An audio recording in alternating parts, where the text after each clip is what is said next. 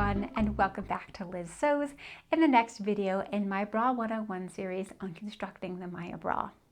In last week's episode, we looked at the pattern and made some small alterations to the pattern ahead of time before jumping in.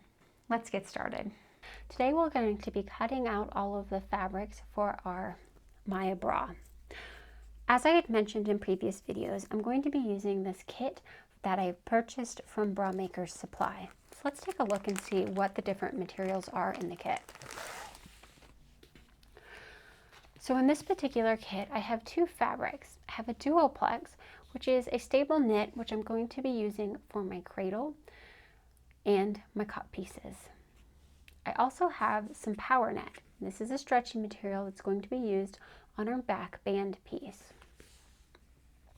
Because Duoplex is so firm and stable, we don't have to worry about lining anything, which means it's a really nice choice for beginners.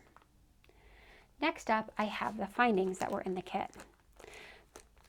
I do find kits to be a little bit on the expensive side, especially compared to if you're choosing all of the materials yourself. But if you're just starting out as a beginner, it can be a little intimidating to find all of the different pieces that you need. So it can be nice to get a kit like this, so you're assured to have everything in one place. Then once you know what the different pieces are that you're looking for, it's a little bit easier to buy them a la carte. So in this kit, we have two pieces of picot elastic, and this is a scalloped edge picot elastic. So you can see it has a nice gentle scallop on that. I've also seen picot elastic with what I like to call a sawtooth edge. And it can go either way, and there's no difference between them. They sort of work the same. So you're going to have two different widths, and in my case I have 1/2 inch and a 3/8 inch. You can see how this 3/8 inch is just a little bit narrower. So the 3/8 is going to be used along the top of the bra, and the 1/2 inch is going to be used along the bottom of the bra.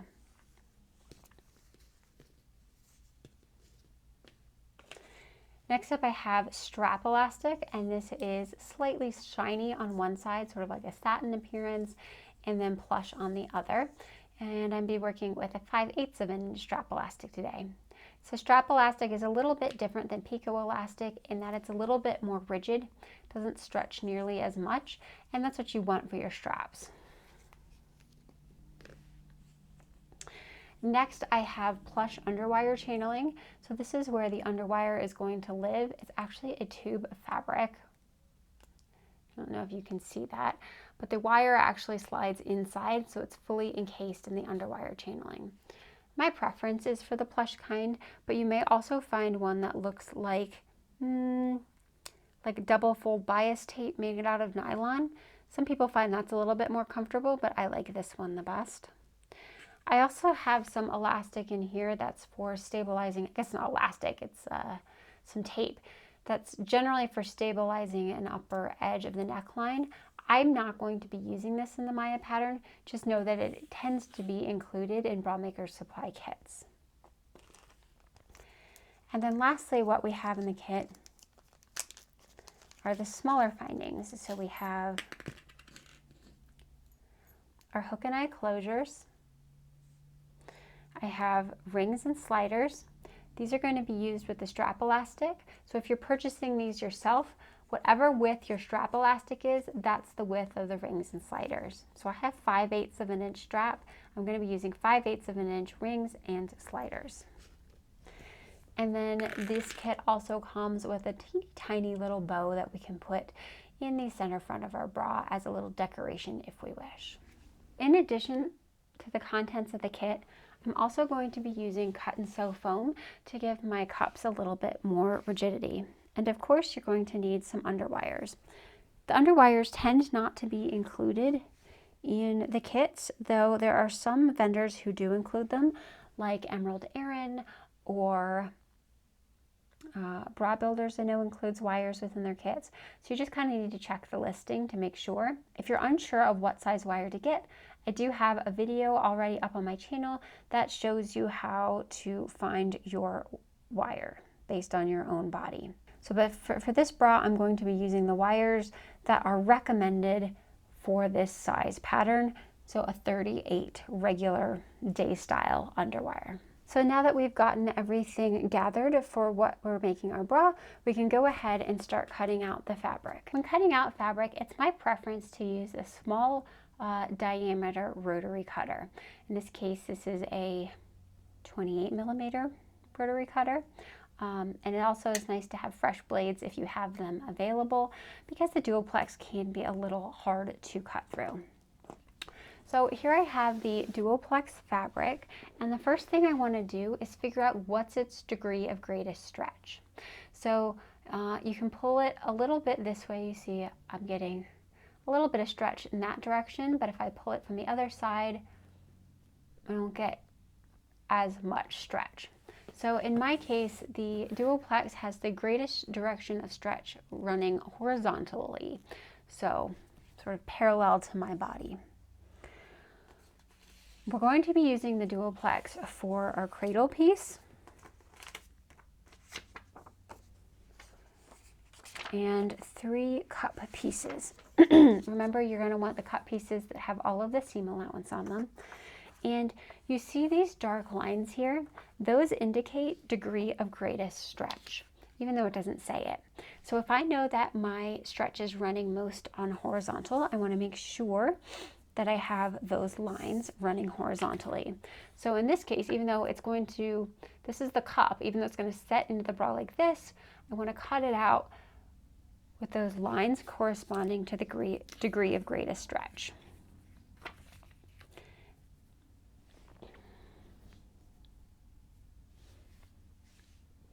So I'm going to lay out all of these. This cradle piece here needs to be cut on the fold.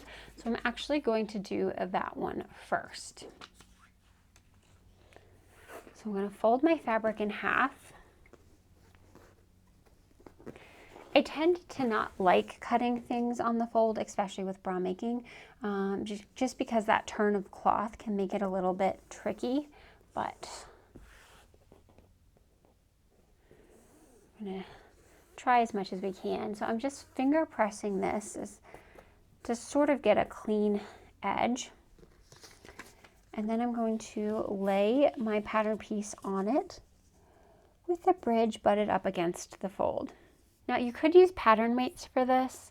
If I'm honest, I don't. If I'm honest, when I'm cutting out, I very rarely use pattern weights. I tend to just hold it in place with my hand while cutting.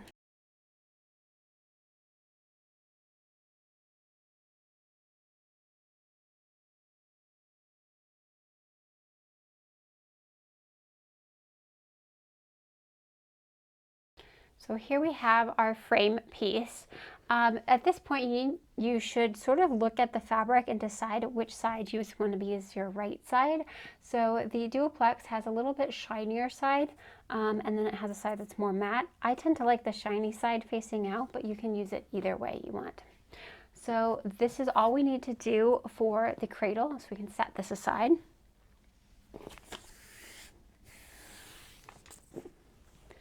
And now we're going to be looking at the cut pieces themselves. So remember, we have our stretch running this way. So I am going to place my pieces on here, trying to be as conscious as possible of not wasting fabric.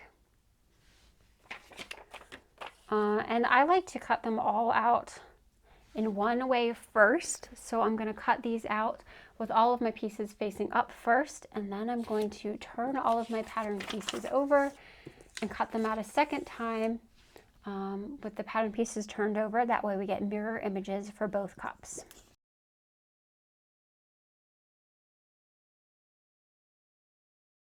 I also do have a little bit of notch on here. I want to put in the notch just a little bit. I've never had any issues with my notches causing excess unraveling. You can see my notches sort of barely perceptible, but it's right there. So you don't want to go in too far because we are looking at 1/4 of an inch seam allowances, but do make sure to transfer your notches for these cut pieces. So again, I want to make sure I have my degree of greatest stretch running with my fabric.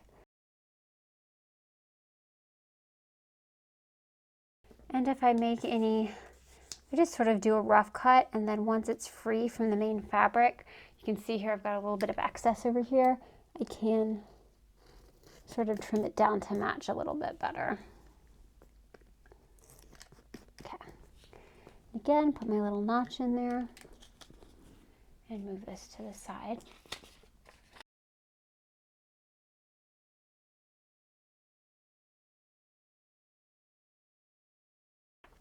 Once I have all of the cut pieces cut out for one cup, I like to lay them together just to make sure I've gotten everything. Now, if I'm cutting things out a little bit more economically and I'm going back and forth between which side I'm cutting out, this helps me keep track of what I've cut and what I still need to cut. So this is going to form the bottom of the cup, and then this will be the upper cup piece that sort of comes around the top like an eyelid. So now that we've cut this side, I'm going to flip all of my pattern pieces over and cut out the second cup. These DOGs are pretty easy to see for me, though you might not be. But if you're having some difficulty, I would recommend setting this over a light box and then sort of copying over your lines to the back of your pattern piece like this. That way you can still see your direction of greatest stretch even when the pattern piece is upside down.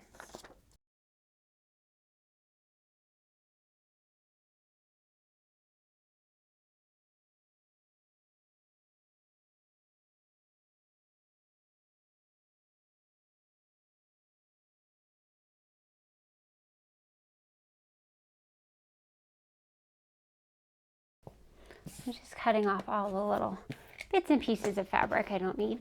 So you can see, even though this kit was intended for one bra, I have quite a lot of this Duoplex left over.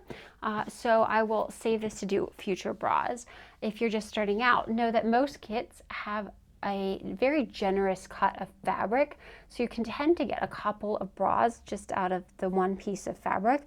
You'll just need to buy more elastics and things like that. So that's a good thing to keep in mind, especially because when you're fitting a bra, it's nice to have the same exact fabric you want to use in your finished bra.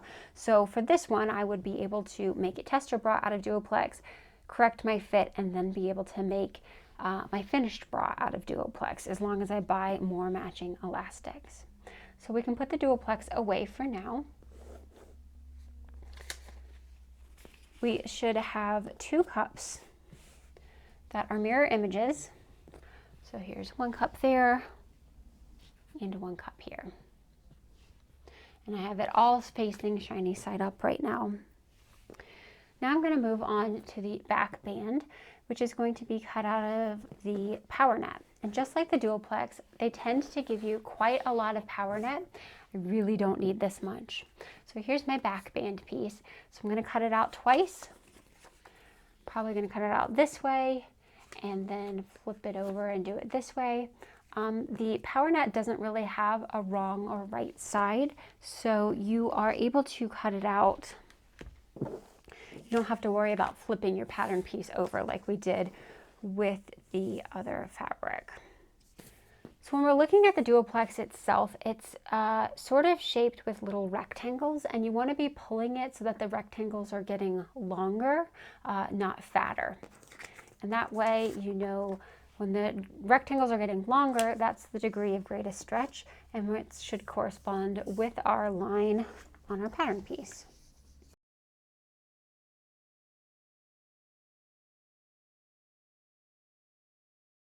Power net can be a little tricky to cut out, just because it's stretchy. But take your time and use rulers where you can.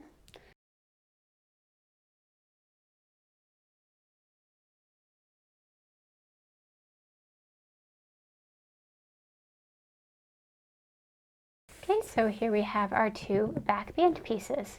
The last thing that we're going to cut out is the cut and sew foam.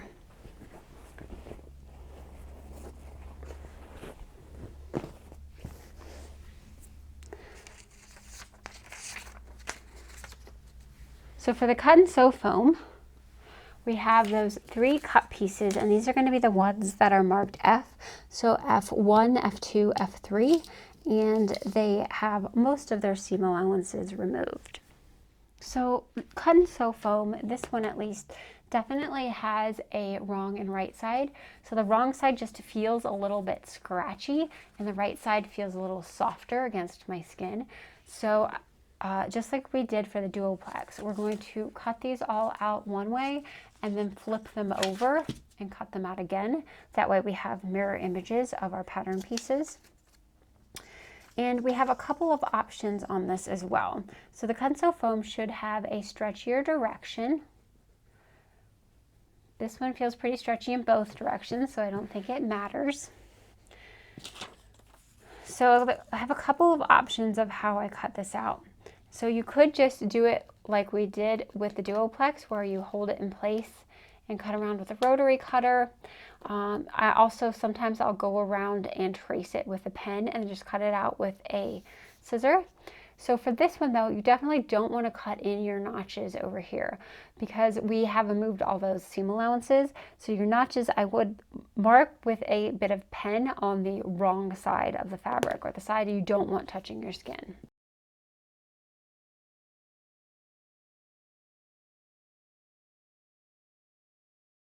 Okay, so for this one, I'm just going to move it up a little bit so that I can notch it with my pen.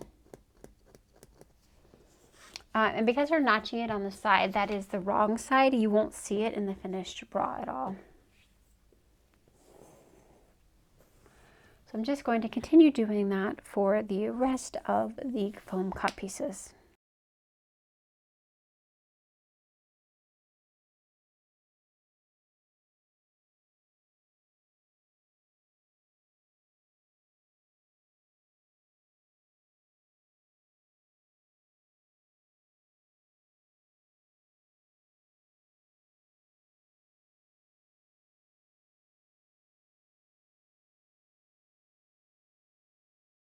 Here we can see we have both of the cups cut out of foam and all of those little notches marked on there. So I'm going to be using these notches when I'm sewing the cut and sew foam together, because we just butt up the edges and sew them with a zigzag stitch, and I need to make sure that those notches are aligned between the 2 pieces. And then of course the notch on the upper cut piece will align with that seam line of these lower cut pieces like this. Now you can start to see what the bra is going to look like. We have a single piece of the bottom band cut out in Duoplex, and I always like to just lay out all of my fabric pieces to make sure once again that I've cut everything out and that I have mirror images. So we've got the cups cut out of foam and Duoplex, and then I have the back band cut out of Power Net and a single layer of the front band cut out of Duoplex. So I hope you guys are excited about your Maya bra. Come back next time where we start sewing these things together. Take care.